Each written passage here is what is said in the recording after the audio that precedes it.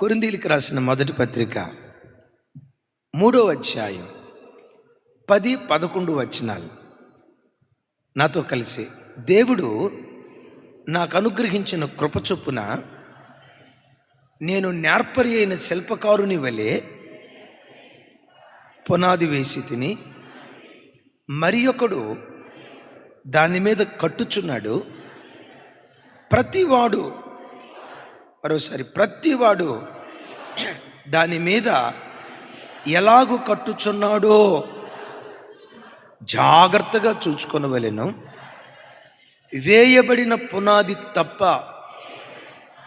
మరి ఒక పునాది ఎవడునూ వేయనేరడు.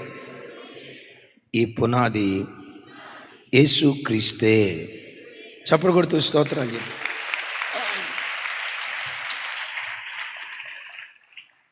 పౌలు గారు ఇక్కడ అంటాడు, నేర్పరి అయిన శిల్పకారుని వలె ప్రతి సంఘానికి నేను పునాది వేశా.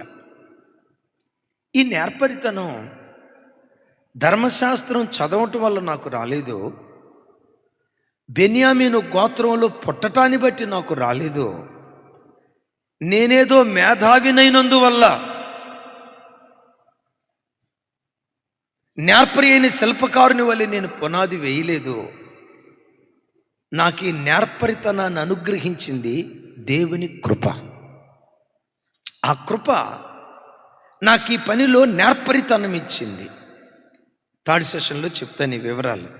దైవజనమా, నువ్వు కృప పొందిన దానివైతే పిల్లల్ని పెంచే విషయంలో నేర్పుగలిగిన తల్లిగా పిల్లల్ని పెంచుతావు.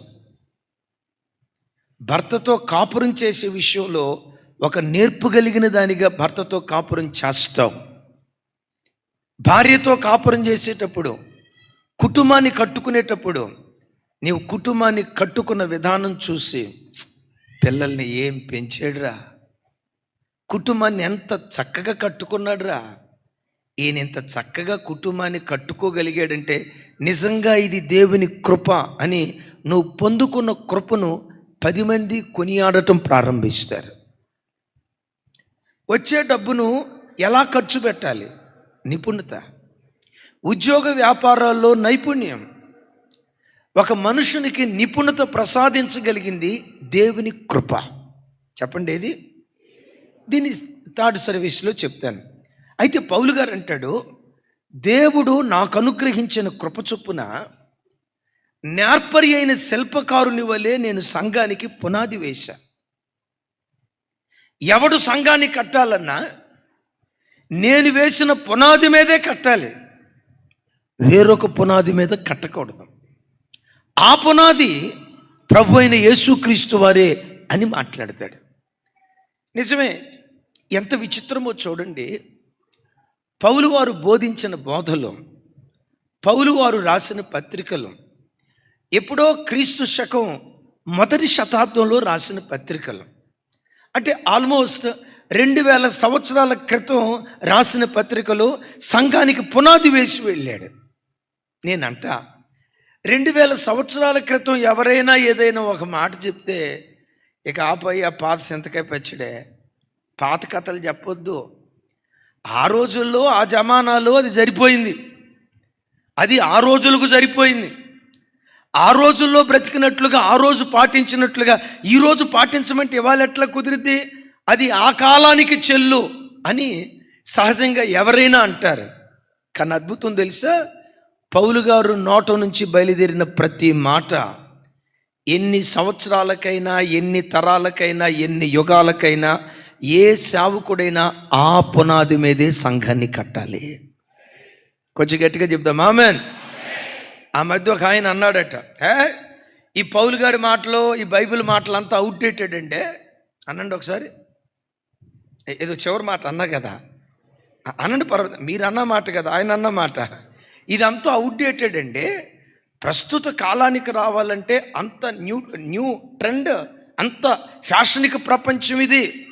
ఈ పాత సింతకాయ పచ్చడి మాటలు తీసుకొని వచ్చి ఈ కాలంలో చెప్తే ఎట్లా? అవును, ఇదంతా అవుట్డేటెడ్ అంటే దేవుని మాటలు ఎప్పుడో ఆ రోజుల్లో రాయబడిన బైబిల్, ఆ రోజుల్లో చెప్పిన మాటలు ఈ కాలానికి చెల్లుబాటు కాదండి, ఇది అవుట్డేటెడ్ అండి, న్యూ వర్షన్ తీసుకురావాలండి అన్నాడు. ఏంటి దేవుని మాటలు అవుట్డేటెడా? ఏంటి పౌలు గారి మాటలు అవుట్డేటెడా? సరే, ఇది 2000 సంవత్సరాల క్రితం పౌలు గారు రాసిన పత్రికలో. అంతకంటే ముందు పాత నిబంధన అనుకోండి, ఒక 3500 సంవత్సరాల క్రితం రాయబడిన పుస్తకం. 3500 సంవత్సరాలకే దేవుని మాటలు అవుట్డేటెడా? సరే, ఒక మాట, సూర్యుడు ఎప్పటి నుంచి ఉన్నాడు?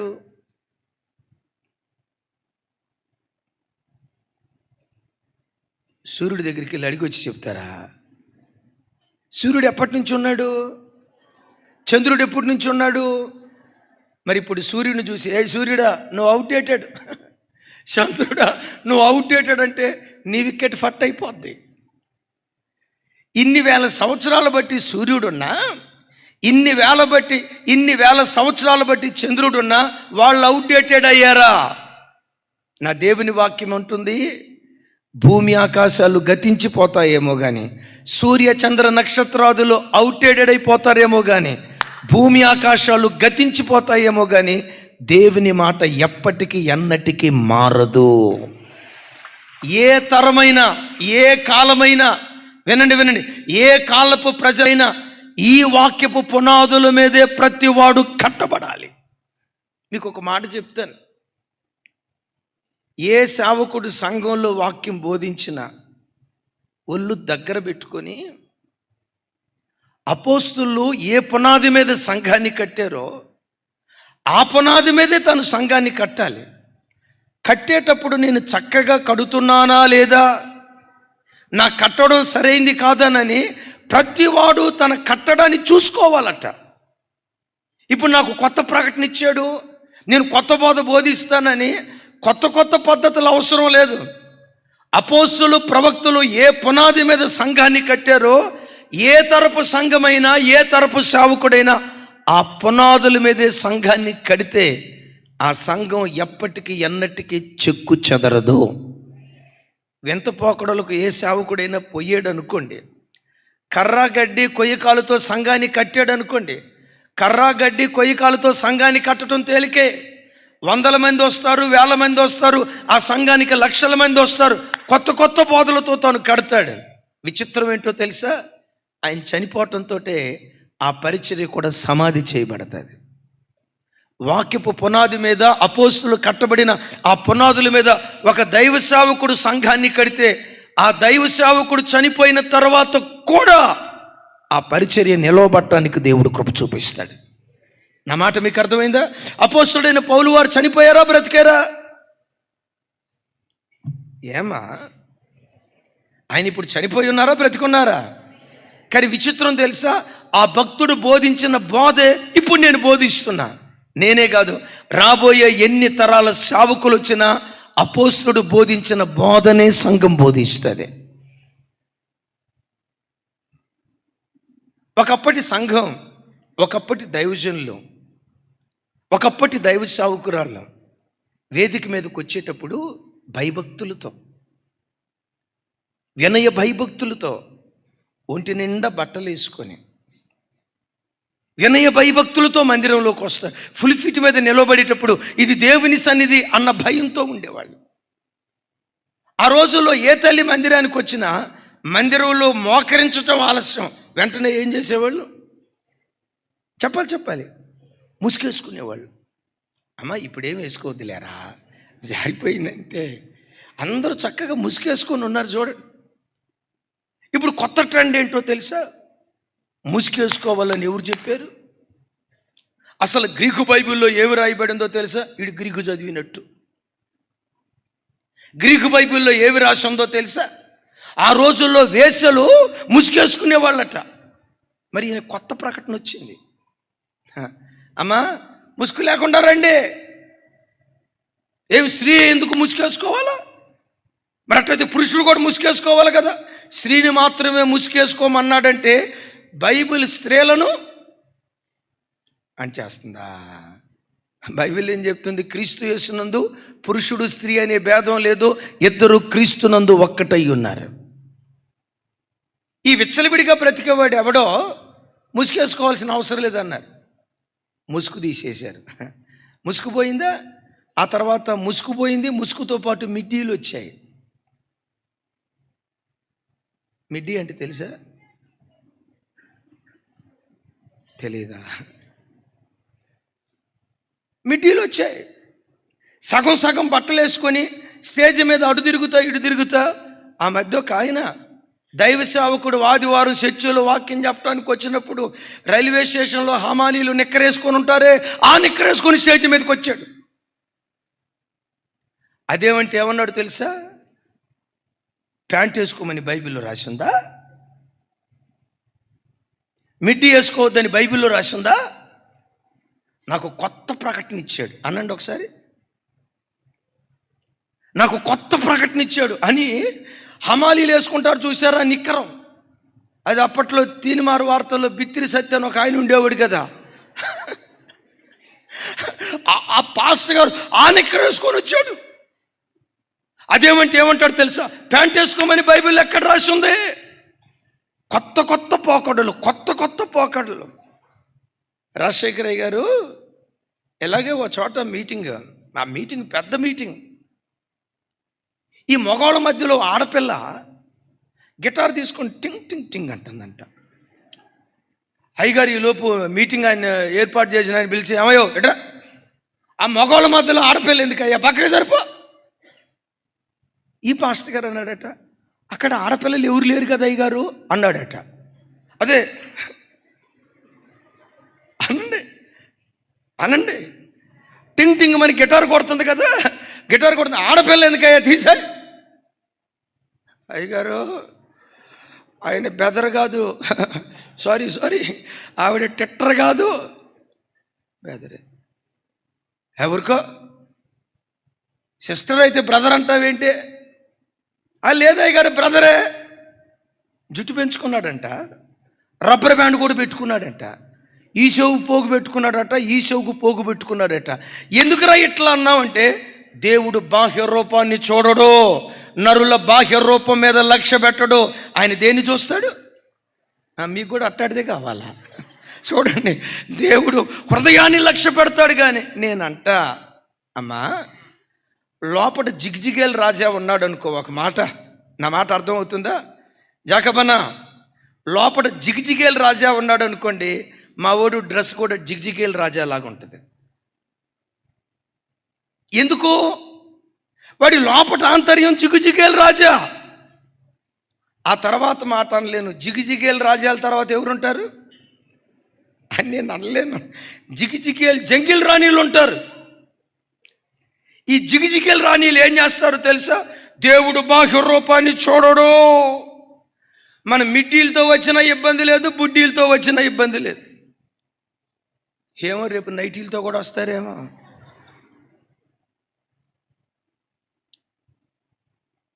నా దేవుని పిల్లలరా, దేవదూతలు దేవుణ్ణి ఆరాధించేటప్పుడు నీ పరిశుద్ధతను మేము చూడలేకపోతున్నామయ్యా. కళ్ళు కప్పుకొని నీ ఎదుట మా నడత మేము చూపించలేకపోతున్నామయ్యా. కాళ్ళు కప్పుకొని, రెక్కలతో దేహాన్ని కప్పుకొని, 4 రెక్కలతో దేహాన్ని కప్పుకొని 2 రెక్కలతో ఎగురుతూ దేవుణ్ణి ఆరాధిస్తున్నారు. చెప్పమంటారా? కప్పుకొని ఆరాధించే ఆరాధన దేవదూతల ఆరాధన, విప్పుకొని ఆరాధించే ఆరాధన దయ్యపు ఆరాధన. దేవుని సన్నిధికి వస్తున్నావనే భయం, పరిశుద్ధుడైన దేవునిని సమీపిస్తున్నావనే భయం. అయ్యో, ఆ పవిత్రుడైన దేవుని ఎదుట సూర్య చంద్ర నక్షత్రాదులు కూడా పవిత్రమైనవి కావే. ఎన్నో బలహీనతలతో బ్రతుకుతున్న నేను ఆ దేవుని ఎదుట ఎలా నిలవబడగలనని ఒక భయం, ఒక వణుకు, ఒక దిగులుతో గడగడగడ వణుకుతూ ప్రజలు ప్రభుని ఆరాధించాలి. ఈరోజు ఆ భయం ప్రజల్లో లేకుండా అయిపోయింది. ఏమిరా బాబు అంటే, మాకు కొత్త ప్రకటన అనండి. ఎవడు సంఘానికి కొత్త పునాది వేయాల్సిన అవసరం లేదు. ఎవడు సంఘాన్ని కట్టాలన్నా అపోస్తలులు, ప్రవక్తలు ఏ పునాది మీద కట్టారో, ఏ పునాది వేశారో ఆ పునాది మీదే ప్రతి సంఘం కట్టబడేదై ఉండాలి.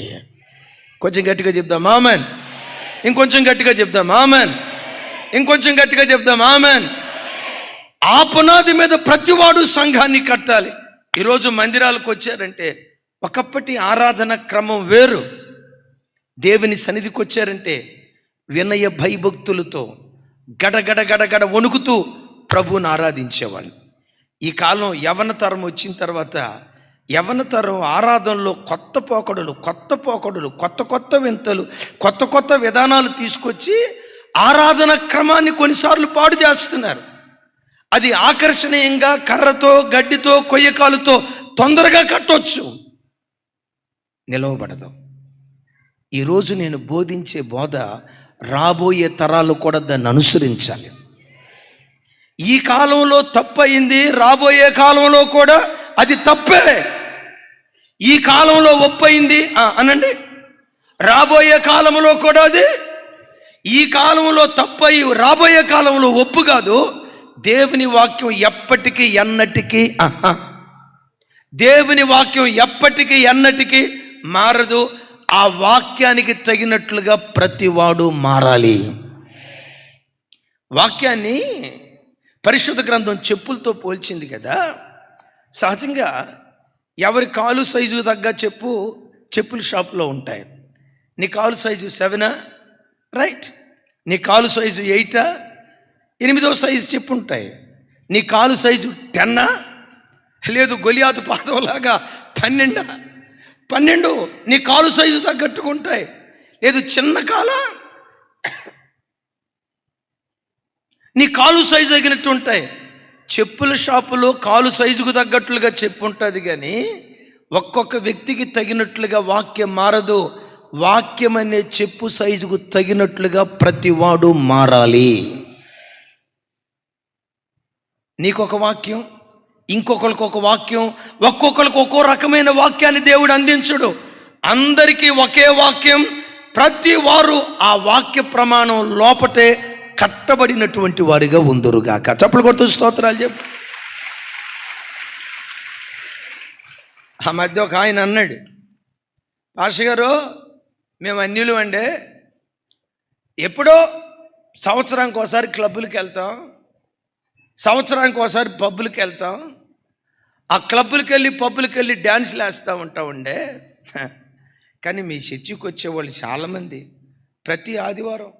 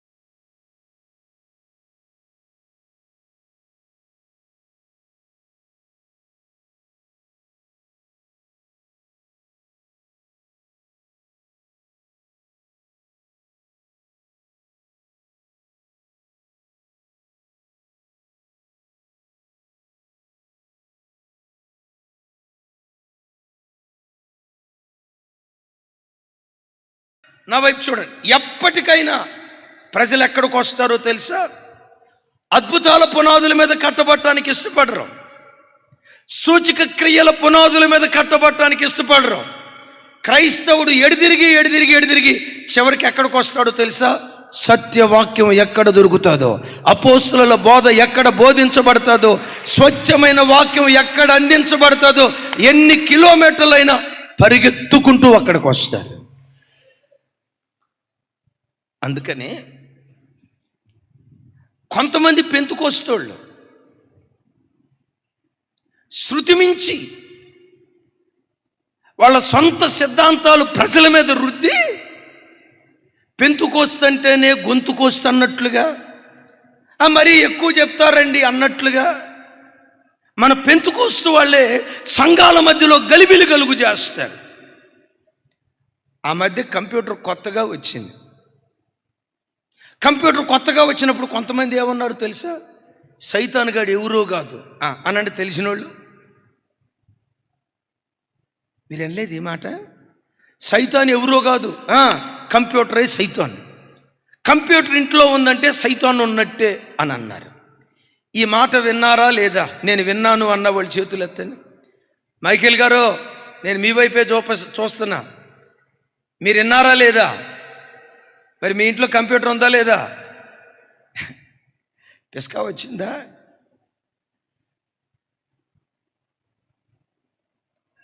మరి ఇప్పుడు కంప్యూటర్ ఉందంటే సైతాన్ ఇంట్లో ఉన్నట్ట? ఆ కాలంలో తప్పైంది, ఈ కాలంలో కూడా తప్పే. మరి ఆ రోజుల్లో కంప్యూటర్ వద్దన్నారంటే ఈరోజు కంప్యూటర్ పెట్టుకున్నారు అంటే నేనంట అప్పుడు బోధించిన బోధ తప్ప, కంప్యూటరే తప్ప? అట్లని చిన్న ఒకసారి మన పెంతుకోస్తోళ్ళు కొంతమంది ఏం చేశారు?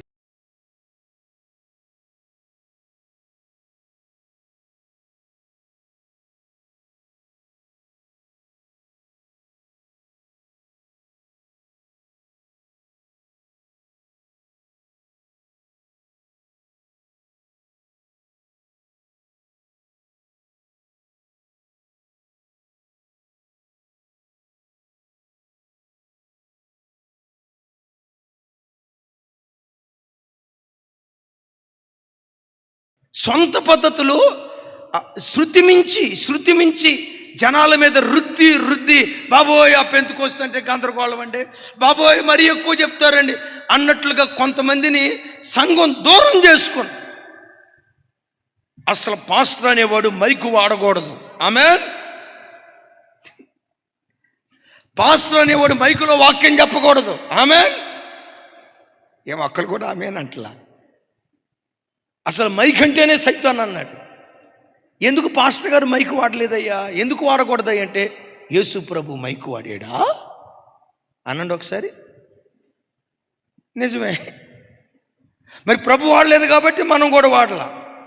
ఆ రోజుల్లో మైకు వాడటం సైతాన్ అన్నారు. ఇప్పుడు ఏ చర్చికి వెళ్ళినా మైకు లేని చర్చి ఏది చెప్పండి, సౌండ్ సిస్టమ్ లేని చర్చి ఏది చెప్పండి. ఆ మధ్య ఒక ఆయన అన్నాడు, జీన్ ప్యాంట్ వేసుకున్నవాడు విశ్వాసే కాదన్నాడు అనండి. ఇక్కడ సగం మంది జీన్ ప్యాంట్లు వేసుకున్నారు అంటే వాళ్ళందరూ పిశాసులేనే. వింటున్నారా?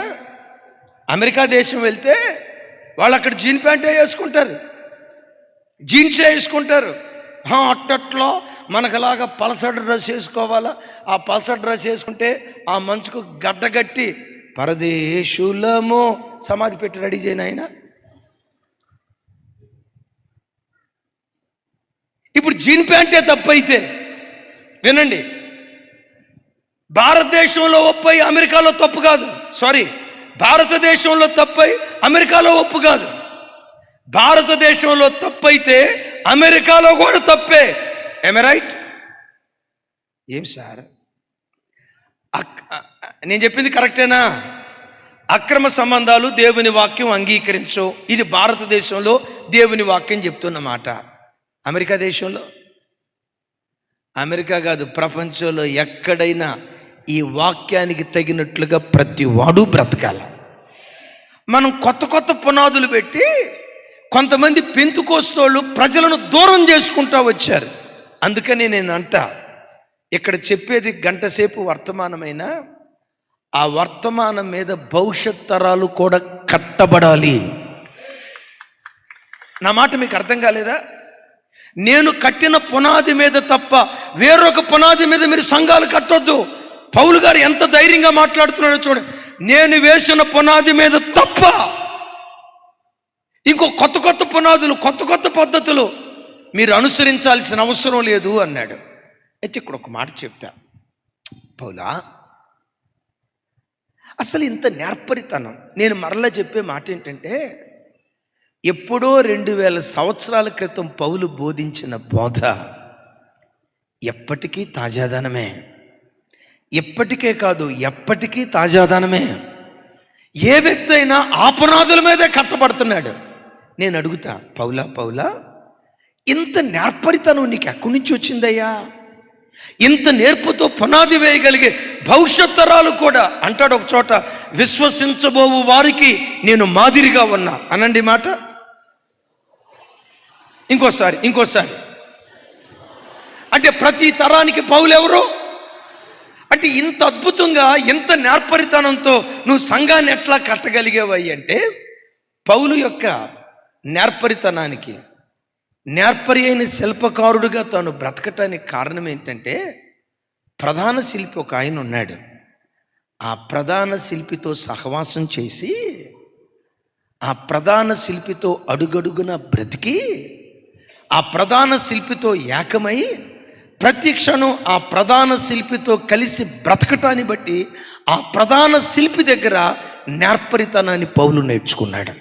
అందుకని అంటాడు, నేను నేర్పరి అయిన శిల్పకారుని వలె పునాది వేసి తిని. నేనంట ఇంతకీ పౌలు తాను నేర్చుకున్నాడు అన్నానే, ఎవరి దగ్గర? ప్రధాన శిల్పి దగ్గర నేర్చుకున్నాడు అన్నానే. పౌలుకు ఈ శిల్పకారి తత్వాన్ని నేర్పిన ఆ ప్రధాన శిల్పి ఎవరు అంటాడు కదా సామెతల గ్రంథంలో, ఆ ప్రధాన శిల్పి మన ఆరాధ్య దైవం ప్రభువైన యేసుక్రీస్తు వారు.